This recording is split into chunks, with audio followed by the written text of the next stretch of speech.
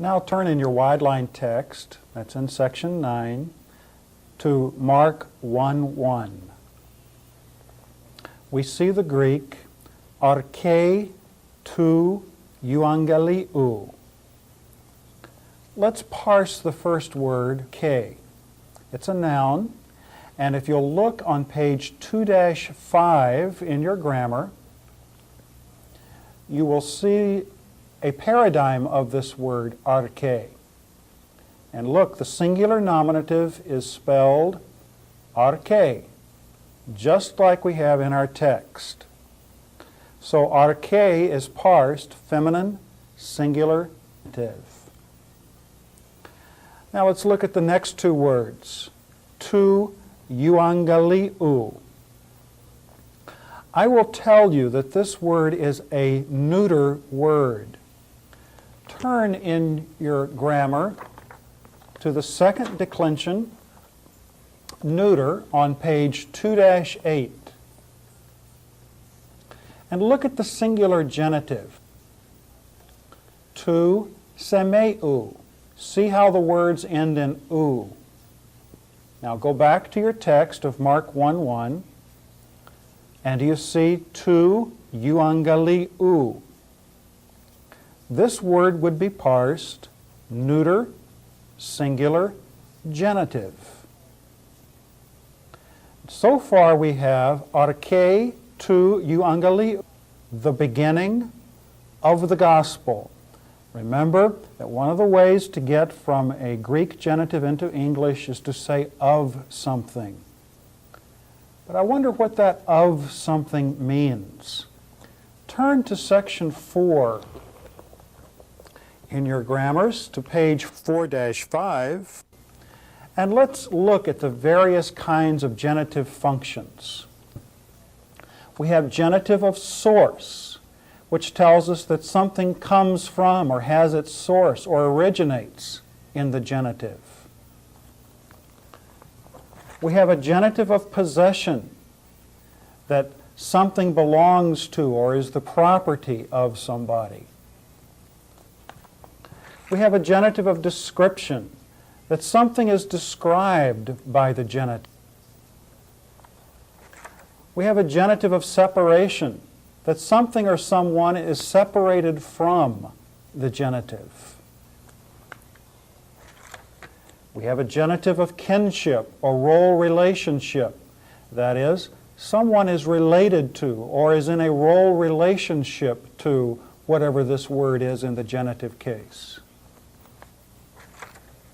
We have adjective genitive and an objective genitive, and we'll cover those at a later time. We have a genitive of contents, that is, something or someone contains or is full of, whatever this genitive is. We have a genitive of means, cause, agency, accompaniment, or association, that something is accomplished by means of, or because of, or through the agency of, or with, whatever the genitive is. And we have what's called a partitive genitive. That is, the genitive is the whole of which something is a part. Now look at the first example given to you here.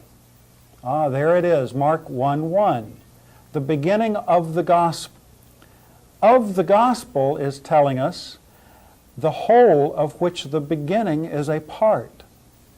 So, the genitive function of euangeliou is a partitive genitive. Now let's go back to our text and look at the words after euangeliou. We have Iesu Christ, the beginning of the gospel of Jesus Christ. The gospel is about Jesus Christ. It has as its contents Jesus Christ.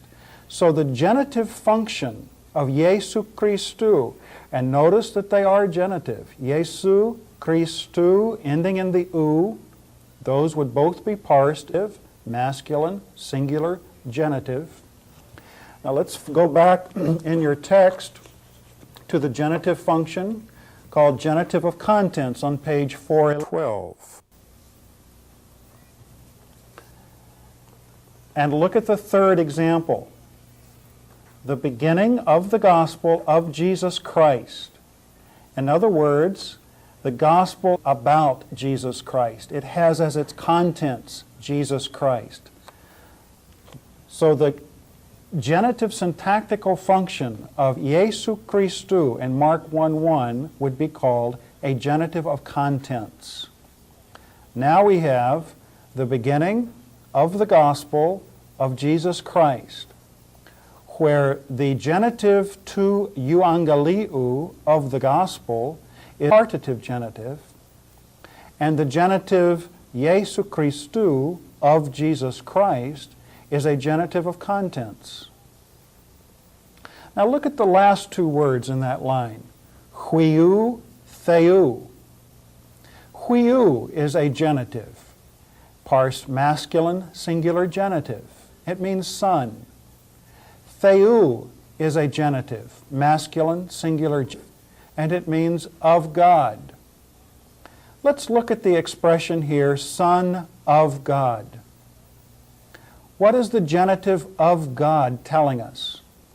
Well, let's find the genitive function in our text that says genitive of kinship or role relationship. You'll notice that the examples given here have to do with someone being the son of someone. Look at the third example from Mark 6:3, the son of Mary, where the genitive tells us the parent or tells us the family relationship. That's what we have here in our text of Mark 1:1, Son of God, where the genitive of God giving us the kinship relationship.